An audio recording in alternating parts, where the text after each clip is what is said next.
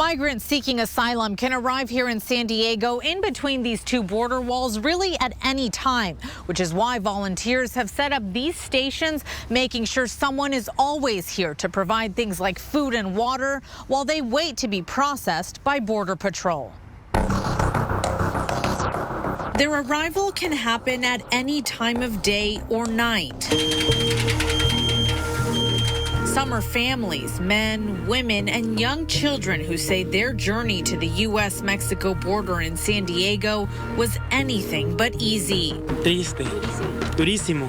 Like Brian Centeno, who describes his family's travel as sad and very difficult. He came with his wife and their 2-year-old son from Honduras, making the trek through Guatemala and Mexico and eventually to the border in San Diego. Fue algo muy doloroso, dejar todo lo que teníamos. They say it was painful to leave everything behind, but say gangs in their city started extorting them for money. Demanding a weekly payment of roughly $600, which they couldn't afford. It's now about 12:20 in the morning here at the border. Temperatures in the 50s, and just before midnight, a group of 13 people arriving here, now waiting to be processed by Border Patrol, including a baby who is just 5 months old. This woman, a part of the group, traveled alone from Ecuador, emotional as she describes not seeing her mom in 10 years.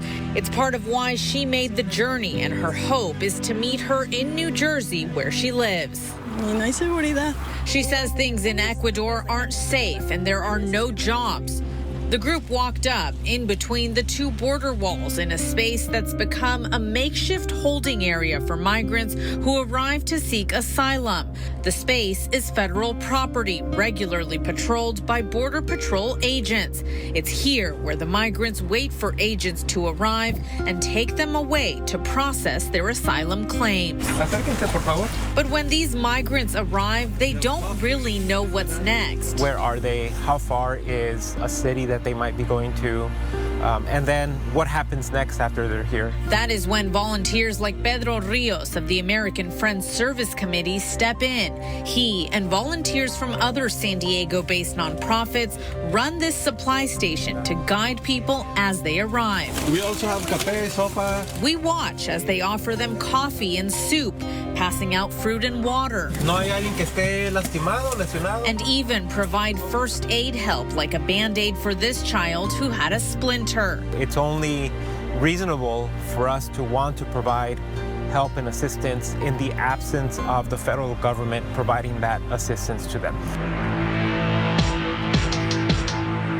But sometimes the medical attention required is more urgent. Our cameras captured the moment a smaller group arrived earlier in the night, including a family from Bolivia and several Jamaicans.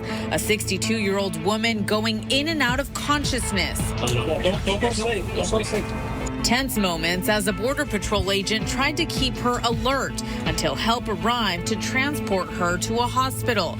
In that same group, a Bolivian mother with a gash on her head. Once everyone is cared for medically, Border Patrol begins their intake process, providing instruction. A process the volunteers have learned as well. They too brief the migrants before agents arrive, handing out these information sheets volunteers drafted in multiple languages. Having only one bag, asking people to remove their shoelaces or any cords that are from their hoodies. The one-layer rule that they have, one piece of clothing on top, one piece of clothing on the bottom. The groups are then lined up, photos taken of their faces and passports, and provided with a tag for their belongings. The men are searched, handcuffed, and along with the women and children, loaded into a van, taken away to a detention center for processing. Border Patrol tells us people are picked up as soon as possible, but it's dependent on space at their detention facilities and transportation and agent availability.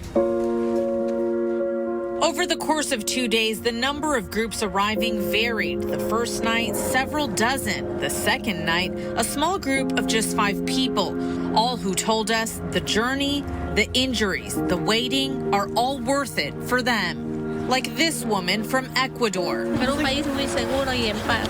who tells us she looks forward to staying in a country that she considers is safe and at peace. Now, this volunteer station has been up and running for about a year now, but it's been permanent since September. Volunteers tell me they will continue showing up as long as the migrants continue to arrive. Reporting from the U.S.-Mexico border, Laura Acevedo, ABC 10 News.